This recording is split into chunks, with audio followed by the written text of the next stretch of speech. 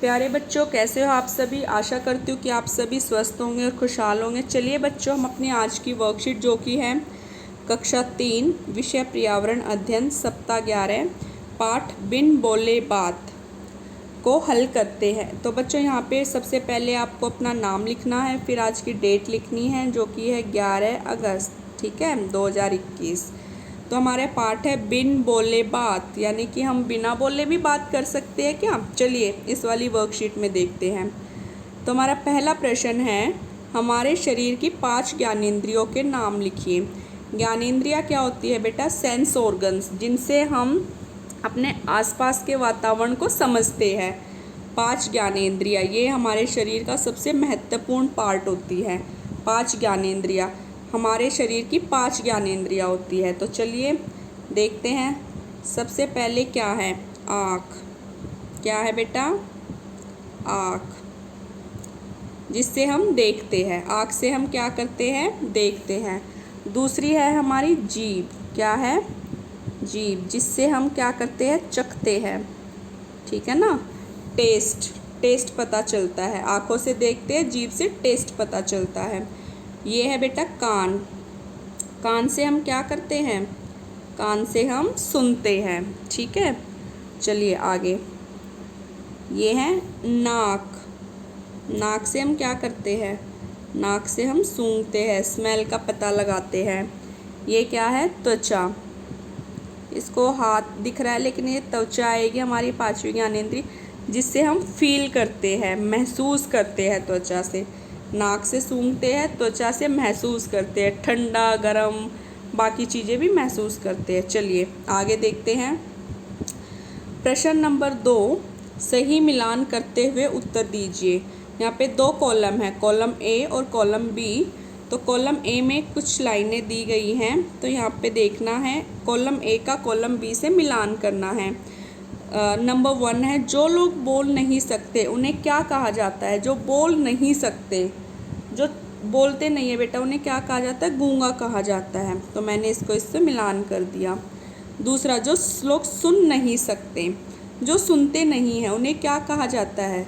बधिर या फिर बहरा भी इसको हम बोल सकते हैं, बधिर या फिर बहरा। नंबर 3, जो लोग नहीं देख सकते उन्हें बेटा दृष्टिहीन कहा जाता है। अंधे भी बोलते हैं, उनको दृष्टिहीन बोला जाता है। नंबर 4, जो लोग चल नहीं सकते उन्हें विकलांग कहा जाता है। क्या बोला जाता है? विकलांग। तो चलिए एक बार दोबारा देखते हैं। जो बोल नहीं सकते वो गूंगे, जो सुन नहीं सकते वो बधिर, जो देख नहीं सकते वो दृष्टिहीन, और जो लोग चल नहीं सकते वो विकलांग कहलाते हैं बेटा, ठीक है। चलिए अगले प्रश्न की तरफ बढ़ते हैं। अगला प्रश्न है, रिक्त स्थान भरिए। तो यहाँ पे कुछ संकेत है, जैसे ब्रेल, चेहरा, ज्ञानेंद्रिया, 5, प्यार और सम्मान, लुईस ब्रेल। तो नंबर 1 है, जिन अंगों के माध्यम से हम अपने आसपास की दुनिया को जानते हैं। मैंने अभी बताया था, जिन अंगों के माध्यम से हम अपने आसपास को जानते हैं, आसपास की दुनिया को जानते हैं, उन्हें क्या कहते हैं? उन्हें बेटा ज्ञानेंद्रिया कहते हैं। क्या कहते हैं? ज्ञानेंद्रिया। तो यहाँ पे आप लिखोगे ज्ञानेंद्रिया, ठीक है। मैंने लिख दिया ज्ञानेंद्रिय, इसको मैं क्रॉस कर देती हूँ। चलिए अगला, प्रत्येक मनुष्य की कितनी ज्ञानेंद्रियाँ होती हैं? अभी हमने ऊपर उनके नाम लिखे थे ना बेटा, तो 5 ज्ञानेंद्रियाँ होती हैं। प्रत्येक मनुष्य की 5 ज्ञानेंद्रियाँ होती हैं। कौन कौन सी होती हैं? आँख, नाक, कान, त्वचा और जीभ, ठीक है। 5 ज्ञानेंद्रियाँ होती है। नंबर 3, हमें दिव्यांगों को क्या देना चाहिए? प्यार और सम्मान। क्या देना चाहिए बेटा? प्यार और सम्मान देना चाहिए हमें उनको, ठीक है। चलिए अगला, अंधे लोग पढ़ने और लिखने के लिए किस लिपि का उपयोग करते हैं? तो यहाँ पे आएगा बेटा ब्रेल लिपि का। किसका उपयोग करते हैं? ब्रेल लिपि का। तो ब्रेल लिपि एक ऐसी लिपि होती है जिसमें ऐसे डॉट डॉट से लगे होते हैं, छेद कर दिए जाते हैं एक पेज पर, ठीक है। तो वो उनको ऐसे हाथ से ऐसे ऐसे करके पढ़ते हैं। ठीक है। तो ब्रेल लिपि का उपयोग करते हैं जिनमें ऐसे किसी नुकीली चीज़ से छेद किए जाते हैं और उनसे अक्षर लिखे जाते हैं। तो अंधे लोग उसको पढ़ने और लिखने के लिए ब्रेल लिपि का उपयोग करते हैं। ठीक है बेटा, चलिए आगे बढ़ते हैं। मूक और बधिर लोग अपने संदेश को व्यक्त करने के लिए सांकेतिक भाषा और किसके हाव भाव का उपयोग करते हैं? बेटा चेहरे के हाव भाव का। वो चेहरे के एक्सप्रेशन से पहचान सकते हैं कि लोग क्या कहना चाहते हैं। चलिए नंबर 6 है, ब्रेल लिपि का आविष्कार किसने किया था? लुईस ब्रेल ने। किसने किया था ब्रेल लिपि का आविष्कार? Louis Braille. तो लुईस ब्रेल हम ऐसे लिखेंगे। तो ब्रेल लिपि का आविष्कार लुईस ब्रेल ने किया था। ठीक है, चलिए अगले प्रश्न की तरफ बढ़ते हैं। अगला प्रश्न है, नीचे दिए गए चित्रों को ध्यान से देखिए और इनके चेहरों पर निम्न भाव को दर्शाइए। तो पहला जैसे इन्होंने दे रखा है ये खुश, तो ये लड़का क्या है? हैप्पी। चलिए अगला हम बनाते हैं, इस लड़के को हमें बनाना है उदास, सैड। तो 2 इसकी आंखें बना दी हमने। तो मैंने इसको बना दिया। तो ये बच्चा क्या है बेटा? उदास है। कैसा दिखाई दे रहा है आपको? उदास दिखाई दे रहा है ना ये। चलिए आगे हम बनाते हैं गुस्से वाला बच्चा। कैसा? तो अब हमें बनाना है गुस्से वाला इमोजी। ठीक है, तो यहाँ पे इसकी आंखें बनाएंगे। ठीक है, तो ये हो गया गुस्से वाला। ऐसे ही होता है ना गुस्से वाला। चलिए आगे देखते हैं। आगे है हंसी वाला इमोजी। तो हंसी वाला इमोजी के लिए पहले हम उसकी आंखें बनाएंगे। ठीक है, और यहाँ पे उसको स्माइल करते हुए दिखाएंगे। तो ये है हंसी वाला इमोजी। कैसा हो गया? हंसी वाला इमोजी। ठीक है, अगला बनाते हैं हैरानी वाला इमोजी। ठीक है, तो पहले उसकी आंखें बनाएंगे।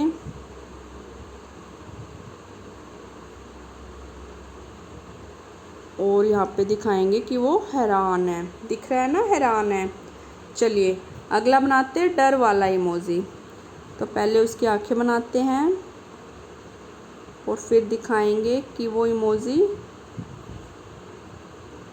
डरा हुआ है। ठीक है, बड़ी बड़ी आंखें।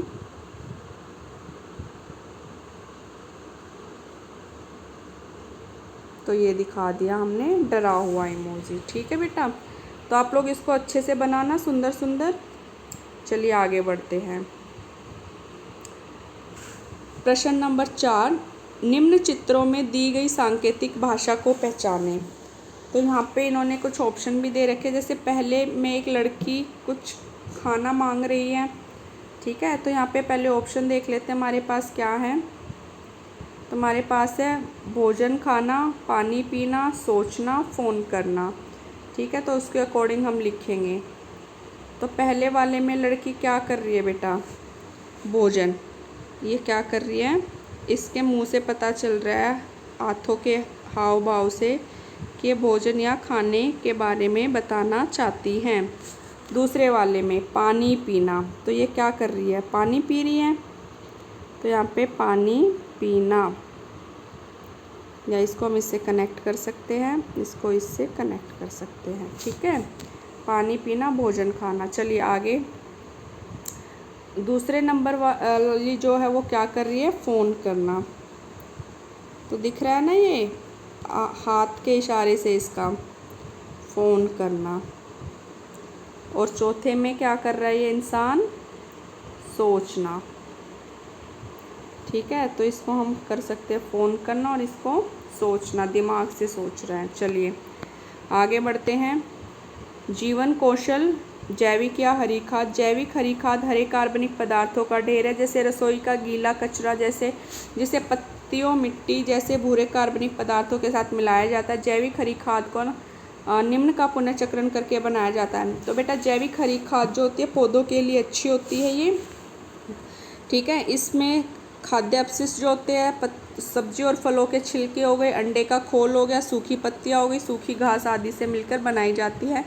जैसा कि आप तस्वीर में देख रहे हो, ये अपशिष्ट पदार्थ है सारे, सूखी घास, अंडे के खोल वगैरह, इससे ये जैविक खाद यहाँ पे बन गई हैं। चलिए आगे देखते हैं। इसका उपयोग पौधों को पोषक तत्व प्रदान करने और घरेलू कचरों का पुनर्चक्रण करके पर्यावरण को साफ रखने के लिए किया जाता है। ठीक है बेटा, तो आप लोगों को अपने मम्मी पापा के साथ भी डिस्कस करना है इसके बारे में कि जैविक खाद कैसे बनाई जाती है। तो आप लोगों के लिए यहाँ एक एक्टिविटी है, एक्टिविटी 1। पिछले सप्ताह हमने अलग से सूखा और गीला कचरा एकत्रित किया था। हमने पढ़ा था ना सूखा और गीला कचरा। सूखा कचरा किस में था? हरे रंग वाले डस्टबिन में, और गीला सूखा कचरा जो था वो नीले वाले डस्टबिन में था। किस में था? नीले वाले डस्टबिन में। और गीला कचरा जो था हरे वाले में, ग्रीन वाले में था। ठीक है ना। अब उस कचरे का जैविक खाद में पुनर्चक्रण करते। तो जो गीले वाले डस्टबिन का जो कचरा था ना हरे वाले का, ठीक है, तो उससे हम करते हैं। देखो जैसे इन्होंने पिक्चर में दिखा रखा है, एक बॉक्स में इन्होंने क्या किया, एक बॉक्स में वो सारा गीला कूड़ा लिया, उस पर क्या किया, हल्का हल्का इन्होंने पानी छिड़का, तो उसको ये जो होता है एक इंस्ट्रूमेंट से ये उसको हिलाया, और फिर चौथे नंबर पे देखो थोड़े टाइम के बाद वो क्या है, जैविक खाद बन जाएगी। गतिविधि 2, अपने रसोई के कचरे में से किन्हीं 2 वस्तुओं का नाम बताइए जिनका जैविक खाद के लिए प्रयोग नहीं किया जा सकता। बेटा प्लास्टिक का नहीं कर सकते हम, और कप, टूटे हुए कप, क्योंकि वो भी तो कूड़े में ही आते हैं बेटा हमारे, तो इनका हम प्रयोग नहीं कर सकते। गतिविधि 3, कोई खाद्य गीत दिया गया तो अपनी पसंद के अनुसार गाते हुए एक छोटा सा वीडियो बनाइए। इस प्रकार आप दूसरों को भी हरियाली के लिए प्रेरित कर सकेंगे। अपने अध्यापक और दोस्तों के साथ वीडियो साझा कीजिए। तो यहाँ पे एक गीत दे रखा है, ठीक है, तो आप इसको पढ़ सकते हो। केले और संतरे के छिलके, अंडे के छिलके और अनाज, अखबार और कॉफ़ी के बीज सभी खाद के डिब्बे में डालें। यहाँ हम ये सब डाल रहे हैं, सबकी बन जाती है खाद। यह खाद डालने से बना उत्पाद खाने में लगता बड़ा स्वाद। ठीक है, तो इस प्रकार हमने इस वाली कविता को पढ़ा। तो बच्चों इस प्रकार हमने अपने आज के वर्कशीट के सॉल्यूशन को पूरा कर लिया है। उम्मीद करती हूँ कि आप सभी को सॉल्यूशन समझ आया होगा। आप लोग इसको एक बार दोबारा से देखें और स्वयं से हल करने का प्रयास कीजिए। धन्यवाद।